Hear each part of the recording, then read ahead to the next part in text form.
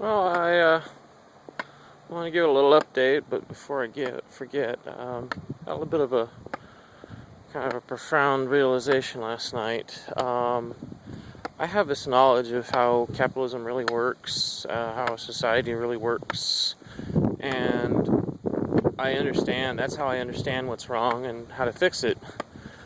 But I forget that no one else has the complete understanding that I do. So, I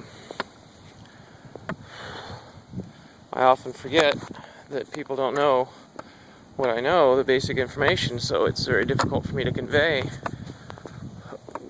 what I've discovered because of that. So one of the things that I understand that you likely don't understand or don't realize how profoundly real it is that capitalism is simply the idea that a society gives its resources to its most greedy.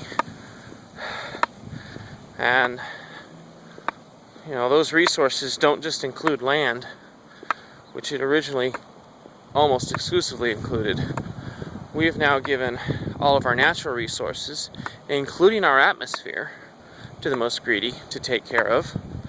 And we have given our planet, and most profoundly, labor is a resource. If we give control of all of the resources of the society to its most greedy, that means we enslave ourselves, because we give ourselves as labor to the most greedy to do with as they see fit.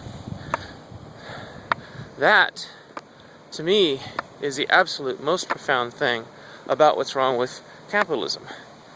And again, to remind those of you who don't understand what capitalism is, which is every one of you, except those that I've made aware of it, and that would be just now, capitalism is giving all of the resources of a society to its most greedy. That is what the quote-unquote guiding hand principle was all about. And again, it was a false argument. I'm going to pause for a minute. Anyway, I don't want people thinking I'm too much of a kook, huh? Just teleconferencing with the world, that's all. Get over it, people. Anyway, I got good news. The motorhome is fixed. Turns out most of the problem with how it was running was the valves, so I adjusted those, and now it is running just fine. So, has power on takeoff, isn't, pardon me, I don't mind picking up a dime. Power on takeoff, it doesn't smoke. It's getting a little bit better fuel economy, I think. I might be pushing as much as 17-18 miles to the gallon on the highway. Won't that be nice? Anyway, so I'm glad about that. I even fixed the starter. I even ordered the parts and have them in my hot little hands to repair the alternator when it goes out, which it's going to soon. I can just tell these things. Let's see. I am putting the Tiger up for sale, finally. I've got it up on Craigslist, I won't say where. And I've gotten a couple of interesting responses so far.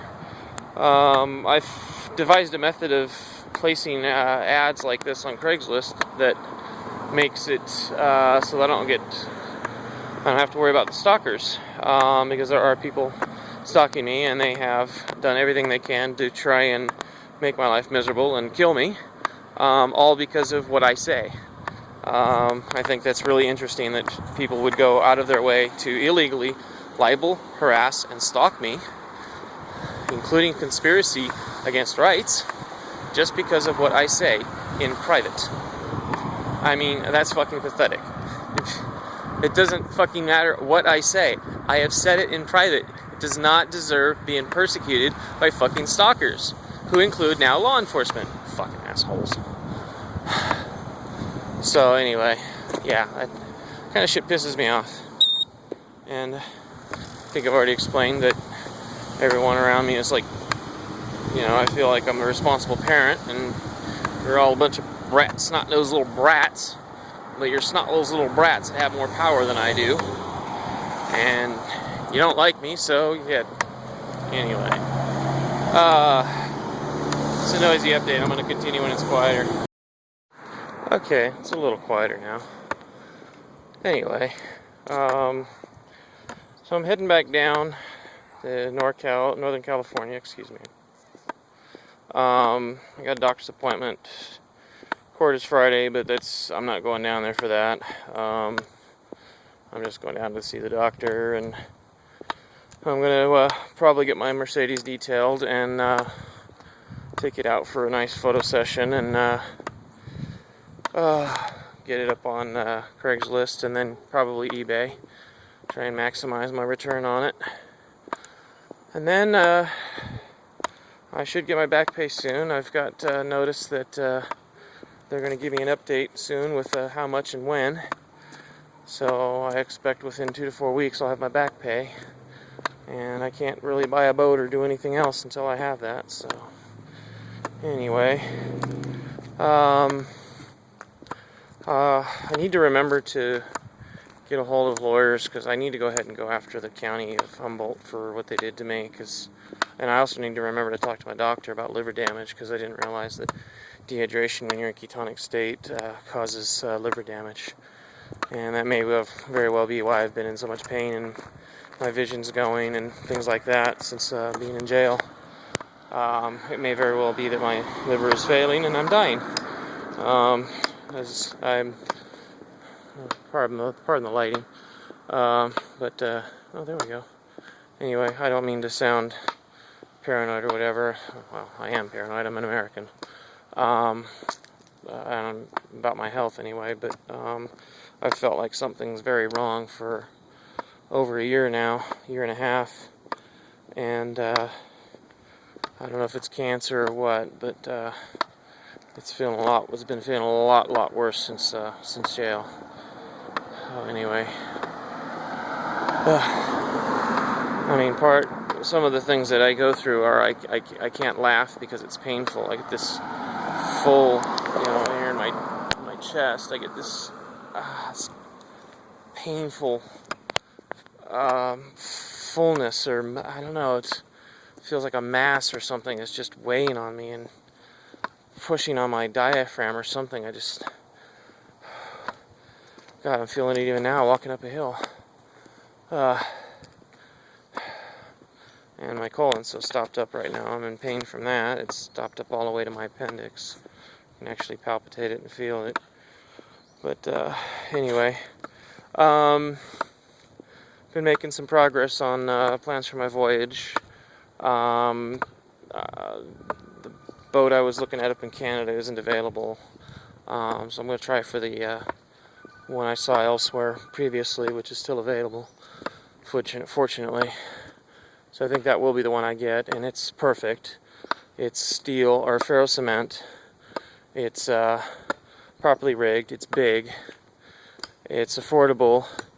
It's done except for rigging and the interior. I'd like to rig it myself anyway because of the voyage I'm taking, which I gotta remember to look at the local weather and buy some charts. God, this hurts. Anyway, let's see what else is going on. I've been feeling a lot better cognitively because I've been relaxed, and even my colon has stopped being swollen as much. I'd say the swelling, well, I measure it by, pardon the bluntness, but I measure it by the diameter of my stool. And it's been close to normal diameter, which is indicative of the amount of swelling, directly indicative. So it's been a bigger diameter, although it's back to being stopped up again today. So, anywho, let's see what else. I'm gonna try and get another dog. Max is just really having a hard time. And maybe it's appropriate that I get a dog where I've lost all of my other ones. I don't know. So I'm thinking about that. I'll have to weigh it carefully. But it's for Max's benefit and mine, because Max stressed means I'm stressed, and I'm stressed means Max is stressed. So we run on a feedback that's just really terrible, to be honest. So anyway,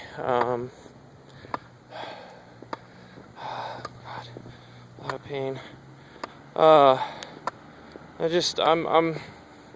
one other thing I wanted to mention. This voyage, I wanted to bring it up. This voyage of sailing is going to be extremely therapeutic for me, and I want, for posterity's sake, for posterity's sake, I want it recorded that I'm recognizing that, and I'm basically designing this therapy for myself because it's going to be absolutely perfect for my situation. I will be out of the stress of society, of chaos. I will be out of the chaos, out of the unknown, and I will have a chance to be in a controlled environment that's completely controlled by me with the input of nature. So the only things I have to worry about are my cognitive issues, my decisions, and nature, what she does, and how the boat reacts to it, and how do I react to the boat. So we've got a nice closed feedback loop between myself, nature, the boat, the water, and no humanity involved. So no chaos, no threats of death because some ignorant dumb fuck thinks that my disciplining my dog properly is abuse of animals, and which would cause my dog to be taken away, which would cause me to be suicidal. Yeah. So none of that out there. I will have to make decisions properly. So I will be forced. I'm lost. Oh, there's a library. So I'll be forced to make good decisions. If I don't, I die. I'll be forced to go through routines. I'll be forced to abide by rules and regulations, maritime law, navigational and nautical conventions.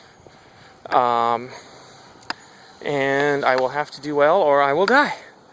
So I have to do everything right, and I have to do everything the way I should be in a structured way, or I die.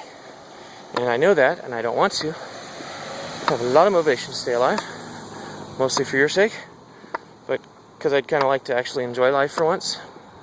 Never really have. But, so plenty of motivation to stay alive, plenty of ability, and I get to test my abilities, what's left of them, against the sea, and can compare them to the likes of other maritime explorers, which I will kind of sort of be, a maritime explorer. I won't discover anything, but you'll see, at the end of this. Oh, wow, so you sailed the Northwest Passage solo on the Russian coast with no sailing experience whatsoever in a boat you purchased on your own, and you're disabled? Wow, you're impressed. Yeah, well, I'm not impressed by your iPhones. I'm not impressed by your video game scores. I'm not impressed by the car you drive. I'm not impressed by anything except what you do with your mind. And most of it is very, very unimpressing.